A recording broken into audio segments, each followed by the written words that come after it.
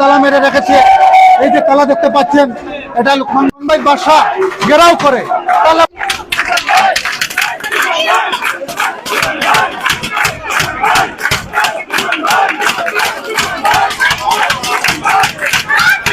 দুঃখ বরাক্রান্ত মন নিয়ে কথা বলতে হচ্ছে।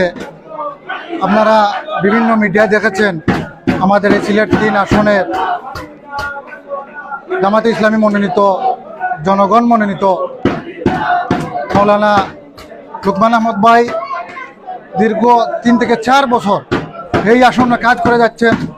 বিভিন্ন খেয়ে না খেয়ে নির্ঘুমভাবে নিরলসভাবে পরিশ্রম করে যাচ্ছেন। মানুষের দুয়ারে দুয়ারে মানুষের পাশে গিয়েছেন, গিয়ে এই আসনটিকে উনি গুছিয়েছেন উনার মতো করে, এবং উনার সাথে উনার দলীয় নেতাকর্মী সহ সাধারণ মানুষ উনাকে সমর্থন দিয়ে উনারা অক্লান্ত পরিশ্রমের মাধ্যমে এই আসনটাকে গুছিয়েছেন। হঠাৎ করে 10 দলীয় ঐক্য জোট যে সিদ্ধান্ত, হটকারী সিদ্ধান্ত নিয়েছে, তাতে এই সিলেট ৩ আসনের সর্বস্তরের জনসাধারণ ক্ষুব্ধ এবং মর্মাহত। এই সিদ্ধান্তকে এই সাধারণ মানুষ, সিলেট ৩ আসনের মানুষ কোনোভাবেই মেনে নিতে পারছে না। এখানে এই সিলেট ৩ আসন লুকমান ভাই ব্যতীত 10 দলীয় ঐক্য জোটে কোনো বিকল্প নেই। ওনার মতো পরিচিত লোক আর এই 10 দলীয় জোটের মধ্যে নেই।